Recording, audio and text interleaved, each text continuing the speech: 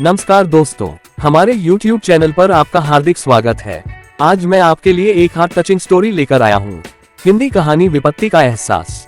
एक समय की बात है, एक राजा अपने कुत्ते के साथ यात्रा पे निकला और आगे की यात्रा नाव में करना था, सो वह राजा नाव में भी अपने कुत्ते के साथ ही सवार हुआ एवं यात्रा प्रारंभ कर दी।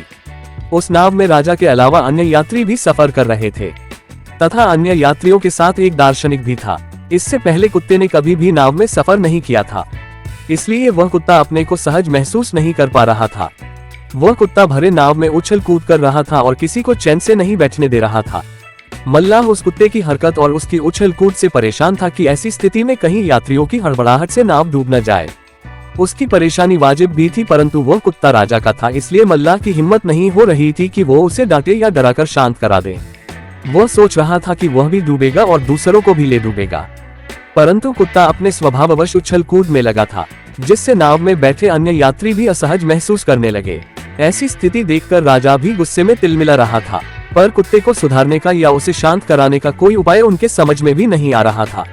नाव में बैठे दार्शनिक ये सब चुपचाप देख रहा था, परंतु जब राजा की कोशिश करने पर भी वह कुत्ता सुधरने का नाम नहीं ले रहा था, तो उस दार्शनिक से रहा नहीं गया और उसने उस कुत्ते को सबक सिखाने की सोची। वह दार्शनिक राजा के पास गया और बोला, महाराज, अगर आप मुझे अनुमति दे तो मैं इस कुत्ते को भीगी बिल्ली बना सकता हूँ। राजा ने बिना एक पल भी गवाए तत्काल अनुमति दे दी। फिर क्या था, दार्शनिक ने नाव में बैठे दो यात्रियों का सहारा लिया और उस कुत्ते को नाव से उठाकर नदी में फेंक दिया। कुत्ता को कुछ समझ में नहीं आया कि आखिर क्या हुआ। वह नदी में तैरने की कोशिश करने लगा और तैरता हुआ नाव के खूंटे को पकड़ने की कोशिश करने लगा। उसको अब अपनी जान के लाले पड़ रहे थे। कुछ देर बीतने के बाद दार्शनिक ने उसे खींचकर पुनः नाव में चढ़ा लिया। वह कुत्ता चुपके से जाकर एक कोने में बैठ गया। अब वह कुत्ता अपनी जगह से हिल भी नहीं रहा था।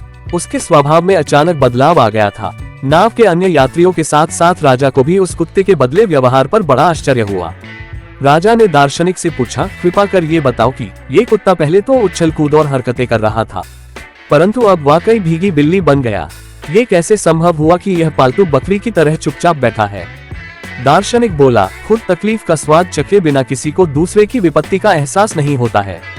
इस कुत्ते को जब मैंने पानी में फेंक दिया तो इसे पानी की ताकत और नाव की उपयोगिता समझ में आ गई। इसी तरह की शिक्षाप्रद, मोटिवेशनल, प्रेरक और हिंदी कहानियों के लिए हमारे YouTube चैनल को सब्सक्राइब करें। धन्यवाद। मुझे पूरी उम्मीद है कि यह हार्ट टचिंग स्टोरी आपको जरूर अच्छी लगी होगी। आपका कीमती समय देने के लिए दिल से शुक्रिया।